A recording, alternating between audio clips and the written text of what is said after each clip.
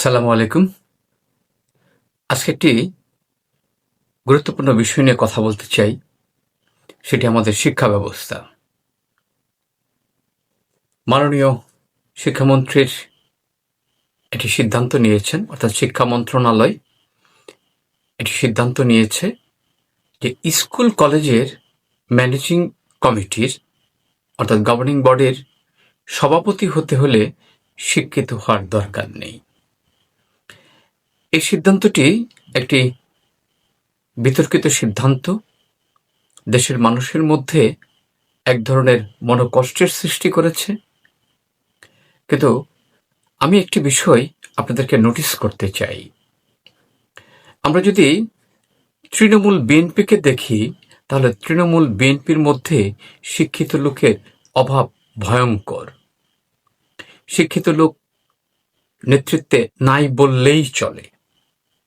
ফলে যেহেতু বিএনপি সরকার ক্ষমতায়, যত রকমের কমিটি হবে, সেটি স্কুল কমিটি বা অন্যান্য যে সকল কমিটি আছে, সকল কমিটিতেই বিএনপির স্থানীয় নেতারা সেটির সভাপতি, সাধারণ সম্পাদক বা অন্যান্য পদে আসবে। এখন এখানে যদি শিক্ষিতের ব্যারিকেড দেয়া হয়, তাহলে এই পদগুলো পূরণ করার লোক স্থানীয়ভাবে বিএনপি পাবে না। এটার সুবিধা হয়তো অন্য কোনো রাজনৈতিক দল নিয়ে নেবে। সেখান থেকেই আমার মনে হয় যে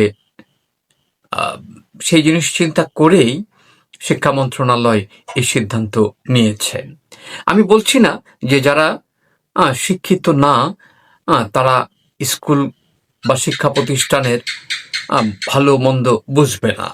বাংলাদেশের ইতিহাসে যদি আমরা দেখি, তাহলে দেখতে পাবো বেশিরভাগ স্কুল বা শিক্ষা প্রতিষ্ঠান যারা তৈরি করেছেন তারা নিজেরা খুব বেশি শিক্ষিত না, কিন্তু তাদের আন্তরিকতা, তাদের অর্থ, তাদের শ্রম দিয়ে বাংলাদেশের শিক্ষা ব্যবস্থা গড়ে উঠেছে। তাহলে আমি কেন এখন এসে বলছি? আসলে শুরুর সময়ের ঘটনা আর এখনকার পরিস্থিতি সম্পূর্ণ ভিন্ন। এখন যে অবস্থায় বাংলাদেশ অবস্থান করছে বা সারা সামগ্রিকভাবে পৃথিবী যে জায়গায় চলে আসছে, সেই জায়গায় আমরা মনে হয় শিক্ষা প্রতিষ্ঠানে শিক্ষিত লোকজন দরকার। কমিটিতে যারা আসবেন তারা অবশ্যই শিক্ষিত হওয়া উচিত এবং সমাজের চিন্তাশীল মানুষগুলোকেই এই জায়গাগুলোতে আসা উচিত, তাদেরকে নিয়ে আসা উচিত। দলমত নির্বিশেষে আমি মনে করি যে সরকারের উচিত শিক্ষিত, মার্জিত, ভদ্র লোকদেরকে শিক্ষা প্রতিষ্ঠানে নিয়ে আসা। বাংলাদেশে দেখা গেছে বেশিরভাগ স্কুলের বা শিক্ষা প্রতিষ্ঠানের সভাপতি একজন মাসলম্যান হয়। যখন যে দল থাকে সেই দলের মাসলম্যানই হলো গিয়ে সেই স্কুল কমিটির সভাপতি হয়। নিজে হয়তো নামটাও লিখতে পারেন না, টিপসই দিয়ে তার জীবনযাপন চালিয়ে যান। সেই ব্যক্তিও শিক্ষা প্রতিষ্ঠানের সভাপতি হন। আমাদের মনে হয় এই সংস্কৃতি থেকে বের হয়ে আসা উচিত।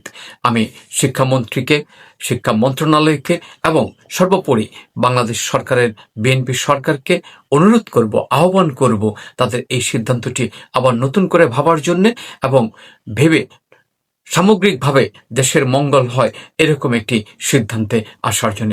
সবাইকে ধন্যবাদ।